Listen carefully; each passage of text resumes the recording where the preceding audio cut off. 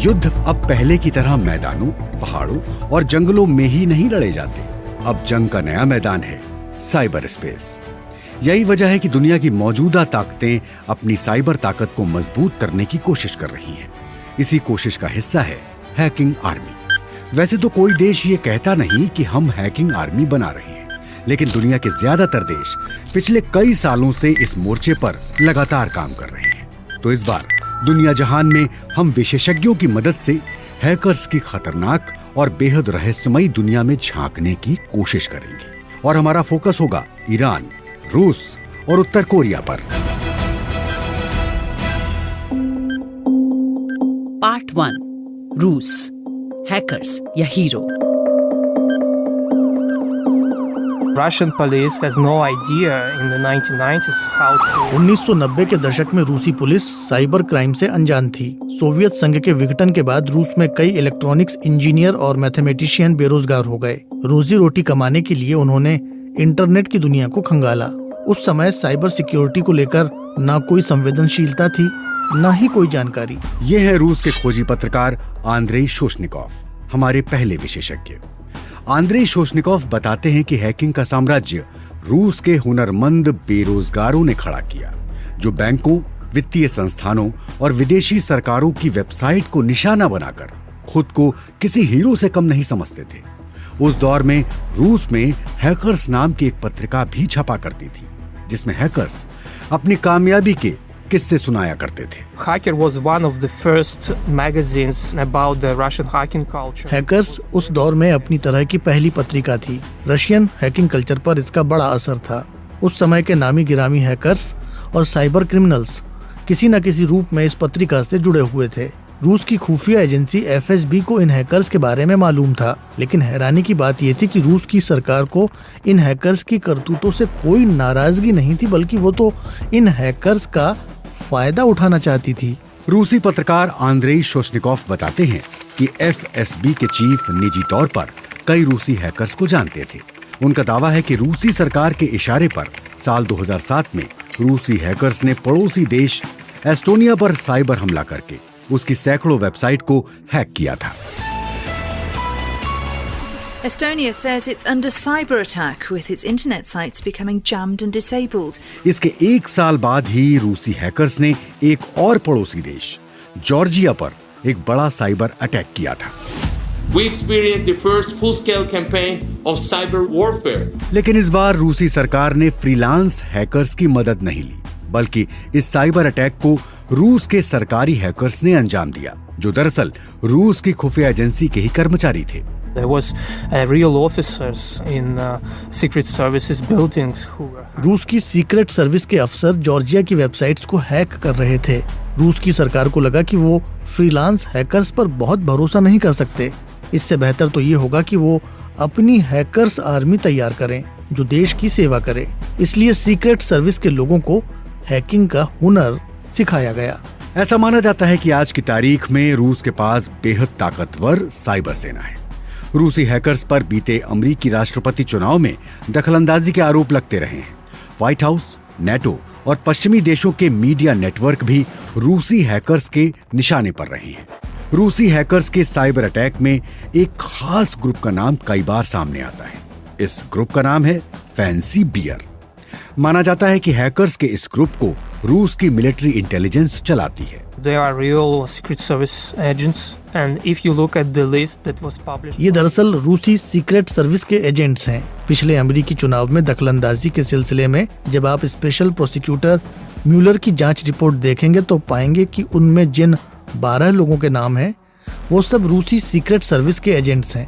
Fancy beer के hackers दरअसल ये बताने के लिए साइबर अटैक करते हैं कि हम साइबर एम्पायर के बेताज बादशाह हैं।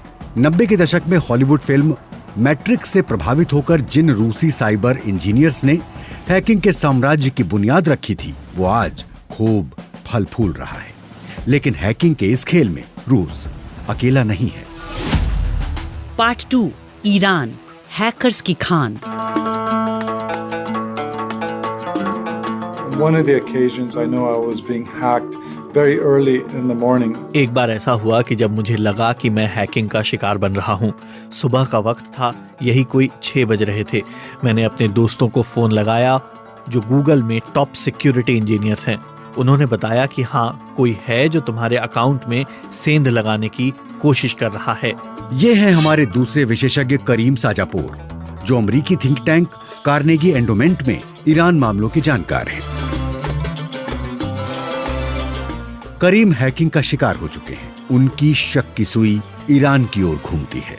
आपको ये जानकर हैरानी हो सकती है कि ईरान हैकिंग की दुनिया का पुराना खिलाड़ी है, जिसने 1990 के दशक में इंटरनेट आने के साथ ही अपने लोगों को साइबर हमलों के लिए तैयार करना शुरू कर दिया था। Initially there was this sense that the internet is going to Iran में बहुत शुरुआत में ही इस बात को बेहतर तरीके से समझा गया कि सूचनाओं पर नियंत्रण में इंटरनेट की महत्वपूर्ण भूमिका होगी, खासतौर पर वहां जहां तानाशाह रवैया है। इस बात को भी समझा गया कि इंटरनेट और सोशल मीडिया से सिविल सोसाइटी मजबूत होगी। In 2009, during the Green Movement uprising, the Iranian regime effectively साल 2009 में ईरान में जब ग्रीन मूवमेंट हुआ, ईरान ने प्रदर्शन का दमन करने के लिए बल प्रयोग के साथ हैकर्स की भी मदद ली।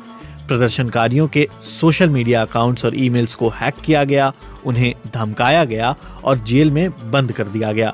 ये पहला मौका था जब ईरान ने साबित किया कि इंटरनेट सरकारों के लिए किसी हथियार से कम नहीं है। ईरान में ये लड़ाई आज भी जारी है। एक तरफ वो लोग हैं जिन्हें सरकार अपना दुश्मन मानती है, और दूसरी तरफ साइबर आर्मी, जिसकी कमान ईरान के रेवोल्यूशनरी गार्ड्स के हाथ में है।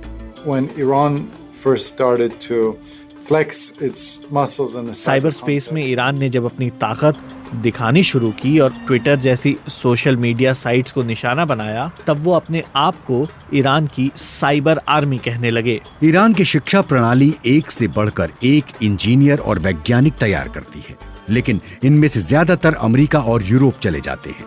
जो ईरान में रह जाते हैं, उन्हें साइबर आर्मी का हिस्सा बना लिया जाता है। वो या तो रेवोल्यूशनरी गार्ड्स के साथ मिलकर काम करते हैं या फ्रीलांस हैकर्स के तौर पर ईरान के हैकिंग ऑपरेशंस में अपना योगदान देते हैं। So Iran is really a third tier cyber power with Iran को तीसरे दर्जे का साइबर पावर कहा जा सकता है। साइबर पावर के मामले में अमेरिका, रूस, चीन और इस्राइल पहले पायदान पर कहे जाएंगे। यूरोपीय देशों की साइबर सेनाओं का नंबर उनके बाद आता है।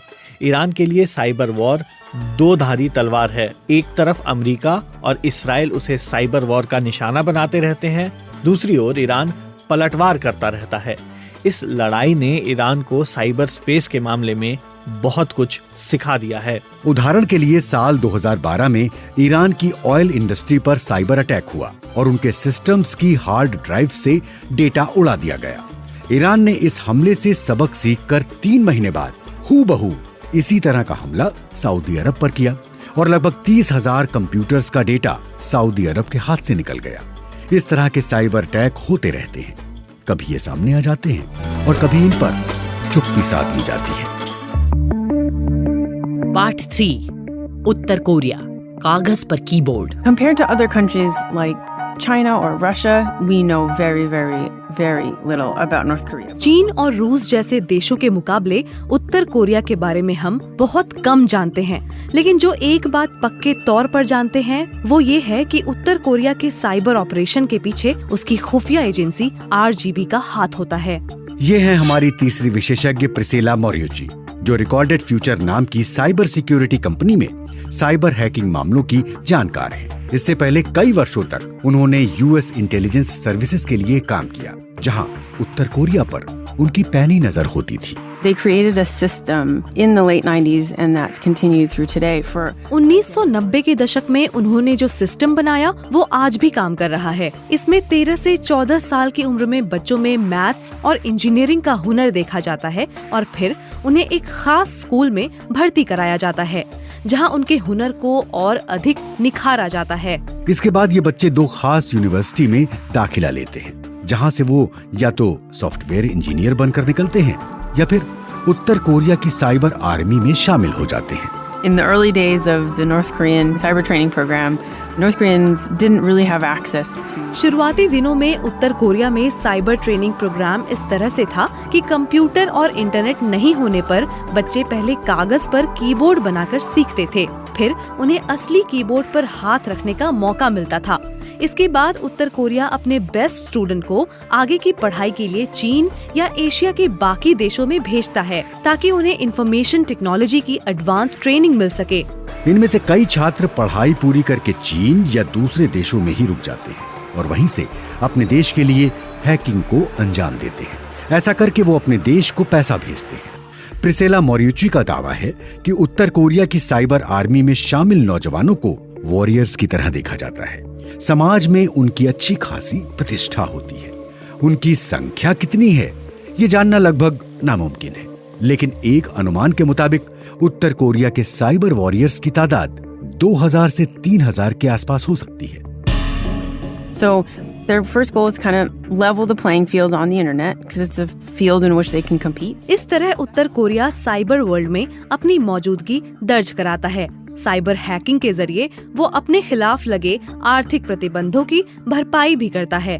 न्यूक्लियर ऑपरेशन की तरह उत्तर कोरिया साइबर हैकिंग के जरिए दुनिया को ये बताने की कोशिश करता है कि इस मैदान में हम भी हैं, हमें हल्के में लेकर नजरअंदाज मत करना। उत्तर कोरिया के तेज तर्रार हैकर्स ने दुनिया के कई बड़े बैंकों पर साइबर हमले किए हैं और उन्हें करोड़ों का नुकसान पहुंचाया है।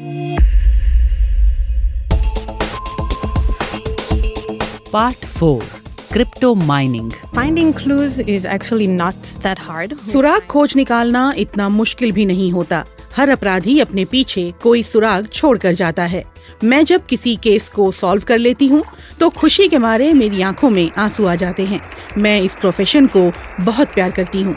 ये है हमारी चौथी और आखिरी विशेषज्ञ माया होरोविट्ज, जो इसराइल में सिक्योरिटी कंपनी चेक पॉइंट में साइबर स्पेशलिस्ट हैं।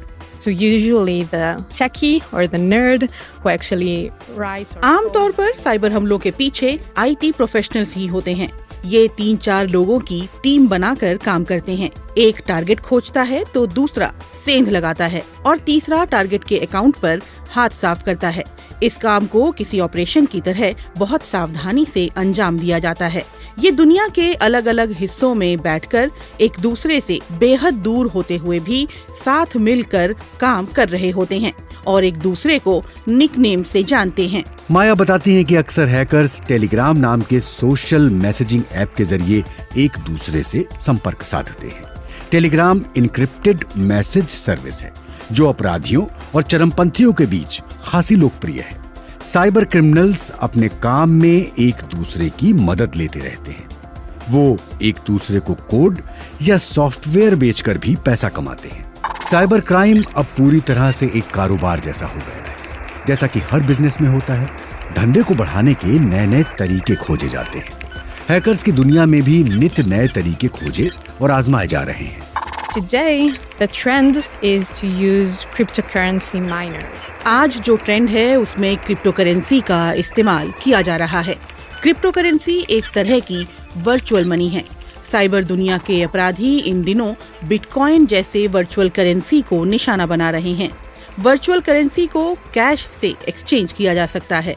हैकर्स या साइबर क्रिमिनल्स जब किसी कंप्यूटर या मोबाइल फोन पर अटैक करते हैं तो हमें इसकी भनक तक नहीं लगती। बस कई बार ये जरूर होता है कि हमारे लैपटॉप या मोबाइल फोन बहुत अधिक गर्म होने लगते हैं। इसकी वजह से बिजली की खपत भी बढ़ जाती है। For example, in Iceland, more electricity is being spent on crypto. उदाहरण के लिए आइसलैंड में यही होता है। वहाँ क्रिप्टो माइनिंग में यानी कि ऑनलाइन डेटा प्रोसेसिंग में रोजमर्रा की जरूरत से ज्यादा बिजली की खपत होती है। हालांकि आइसलैंड में ये काम डेवलपर्स करते हैं और उनका काम लीगल होता है। आम जिंदगी में हमें ये सुनने को नहीं मिलता कि चोरों के घर में चोरी हो गई, लेकिन साइबर वर्ल्ड में ऐसा होता है। एक देश के हैकर्स दूसरे देश के हैकर्स को निशाना बनाकर उनकी जानकारियां चुरा लेते हैं।